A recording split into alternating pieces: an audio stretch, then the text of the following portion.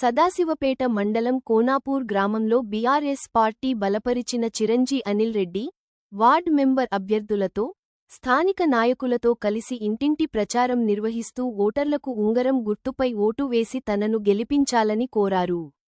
ఈ సందర్భంగా సర్పంచ్ అభ్యర్థి చిరంజీ అనిల్ రెడ్డి మాట్లాడుతూ కాంగ్రెస్ రెండేళ్ల పాలనలో గ్రామాలలో అభివృద్ధి కుంటపడిందని, కాంగ్రెస్ పార్టీ ఎన్నికల సమయంలో ఇచ్చిన హామీలను నెరవేర్చడంలో విఫలమైందని తెలిపారు. గత 9 ఏళ్ల బీఆర్ఎస్ పాలనలో గ్రామాల్లో జరిగిన అభివృద్ధి పనులే ఉన్నాయని తెలిపారు. మళ్లీ బీఆర్ఎస్ అభ్యర్థి చిరంజీ అనిల్ రెడ్డిను గెలిపించుకుంటే గ్రామం అభివృద్ధి చేసుకోవచ్చని తెలిపారు. స్థానిక ఎమ్మెల్యే చింతా ప్రభాకర్ సహకారంతో గ్రామంలో నెలకొన్న సమస్యలను పరిష్కరిస్తానని హామీ ఇచ్చారు. ఈ కార్యక్రమంలో బీఆర్ఎస్ పార్టీ నాయకులు, కార్యకర్తలు, మహిళలు, గ్రామస్తులు పాల్గొన్నారు. బీఆర్ఎస్ పార్టీ మా ఎమ్మెల్యే చింతా ప్రభాకర్ గారు నాకు ఆశీర్వదించి ముందుండి నడవమన్నాడు.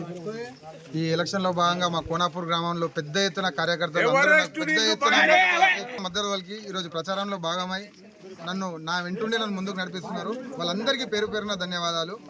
ఈ ఎలక్షన్లో ఎట్టి పరిస్థితుల్లో మేము ఖచ్చితంగా విజయం సాధిస్తామని మా కార్యకర్తలందరికీ సహకారంతో భారీ మెజార్టీతో ఈ ఎలక్షన్లో విజయం సాధించి 2025 స్థానిక సంస్థల ఎన్నికల నగార మోగినప్పటి నుంచి కూడా కోనాపూర్ గ్రామంలో ఒక పండుగ వాతావరణం నెలకొంది. ఈ పండుగ వాతావరణానికి స్థానిక ఎమ్మెల్యే గారి యొక్క ఆశీర్వాదం అనిల్ రెడ్డి గారికి ఇచ్చి అభ్యర్థిగా బలపరచడం జరిగింది. బలపరిచినటువంటి నేపథ్యంలో భాగంగా గ్రామ ప్రజలంతా, మా అక్క చెల్లెళ్ళు, మా అన్నదమ్ముళ్ళు, మా యువత, మా అక్క చెల్లెళ్ళు ముందటుండి వారి యొక్క కష్టాన్ని ఈరోజు నమ్మి అనిల్ రెడ్డి గారిని బలపరిచి వారికి ఓటు వేయాలని చెప్పేసి ఎన్నికల ప్రచారం నిర్వహించడం జరుగుతుంది.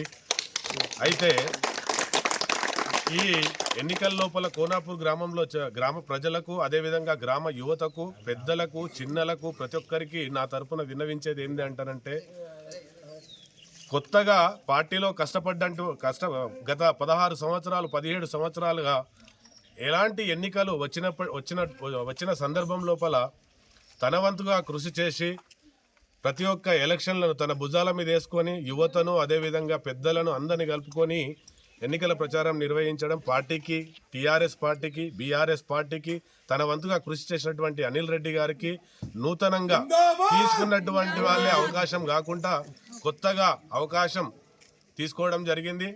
గ్రామ ప్రజలందరూ కూడా ఒకసారి కొత్త పాలక వర్గాన్ని చూస్తే నూతనంగా వచ్చినటువంటి వాళ్ళు ఉత్సాహంతో పనిచేస్తారు. కాబట్టి ఉన్నటువంటి వాళ్ళే కాకుండా కొత్త వాళ్ళైతే మాత్రం గ్రామ అభివృద్ధికి, అదేవిధంగా సంక్షేమానికి పాటుపడతారని మీ అందరికి తెలిసినటువంటి విషయం.